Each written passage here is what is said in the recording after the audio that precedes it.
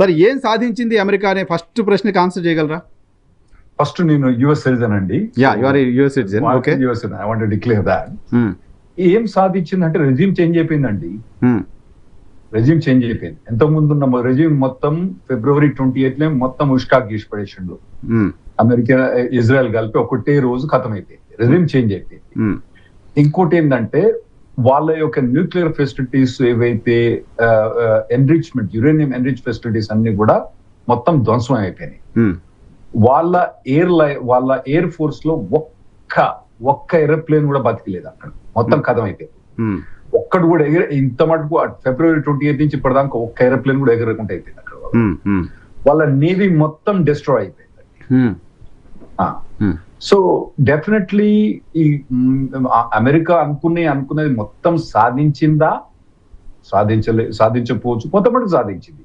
అన్ని సాధించాలంటే ఇంకా సాగదీయాలి.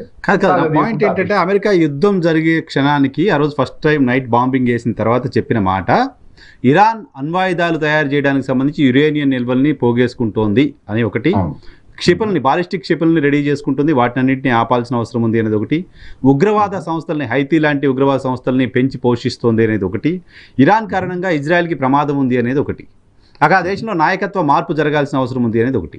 నాకు తెలిసి ఐదింట్లో ఏది జరగల. యురేనియం అంశానికి సంబంధించి కూడా ఇరాన్ ఒప్పుకోలేదు అనేదే అమెరికాకి సంబంధించిన డిఫెన్స్ మినిస్ట్రీ కూడా చెప్తుంది అనే వార్తలు చూస్తున్నాం. How far it is true I don't know. ఉండొచ్చండి. ఇప్పుడు యురేనియం వాళ్ళ దగ్గర ఒక 45 కిలోస్ దాకా ఎన్రిచ్ అయి ఉన్నది.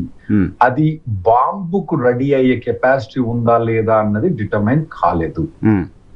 ఇరాన్ అయితే ఇప్పుడు మీరు ఏదేమని చెప్పినా కానీ ఇరాన్ మాత్రం న్యూక్లియర్ వెపన్ తయారు చేయమని డిక్లరేషన్ కదా ఇప్పుడు చేసినా చేయలేదు. అది వేరే విషయం. కానీ ఇరాన్ డిక్లేర్ చేసిన వాటిలో ఏంటంటే మేము న్యూక్లియర్ వెపన్ తయారు చేయమని డిక్లేర్ చేసింది. ఓకే, ఇంకోటి ఏంటంటే రెజ్యూమ్ చేంజ్ మీరు కాలేదంటారు. రెజ్యూమ్ చేంజ్ మొత్తం అయిపోయింది. మొత్తం అయిపోయింది. ఎట్లయినట్టు మీరు అనుకున్న అమెరికా అనుకున్న ప్రభుత్వాలు అక్కడ ప్లాన్ చేస్తే రెజ్యూమ్ చేంజ్ అయినట్టు. ఒకవేళ రెజ్యూమ్ చేంజ్ కాకపోయి ఉంటే, ఇదివరకు ఆయతుల్లా ఉండుంటే, ముస్లాయిన్ ఉండుంటే, ఆయన ఎప్పుడు కూడా అమెరికా తోటి సిగ్నేచర్ పెట్టాడు ఏ డాక్యుమెంట్ మీద కూడా. చాలా కష్టం అతను పెట్టాలంటే. నేను పెట్టిన ఇంకోటి అమెరికాని మొత్తం స్మాష్ చేసేస్తా, మొత్తం తీసి పడేస్తా, సముద్రంలో కలిపేస్తా, ఇజ్రాయెల్ కలిపేస్తా అన్నాడు.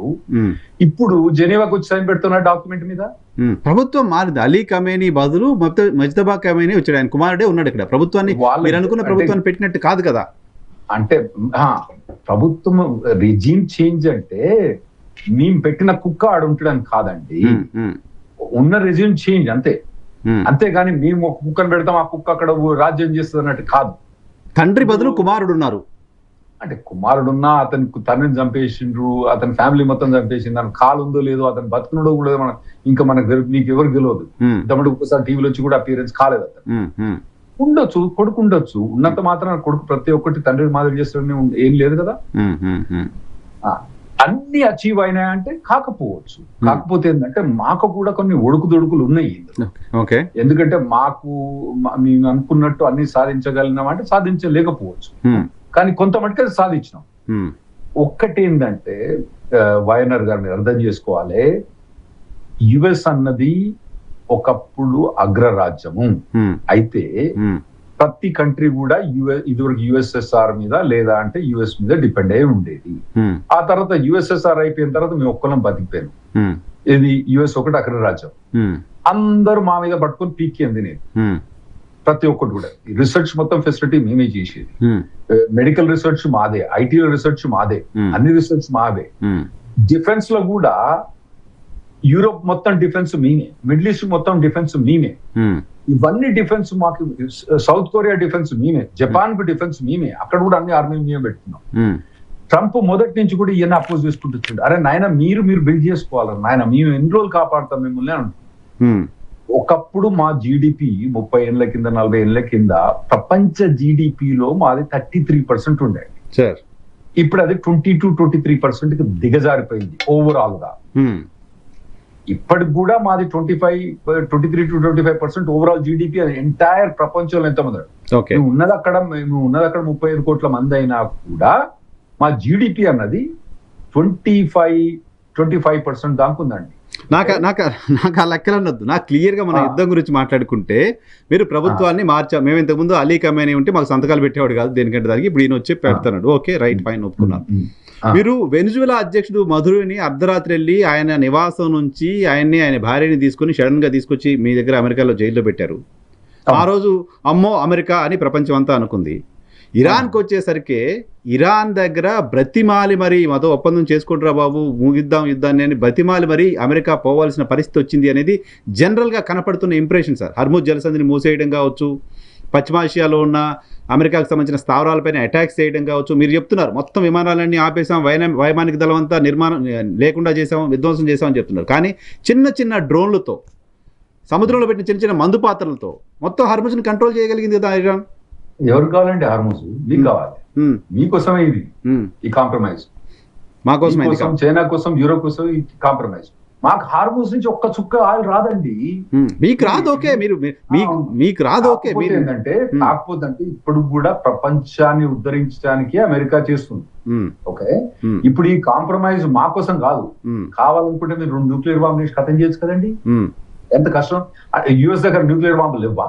మీకు తెలుసు కదా, 5,000 ఉన్నాయి. ఇదివరకు న్యూక్లియర్ బాంబులు వేసి ఖతం చేసాం కదా వార్స్.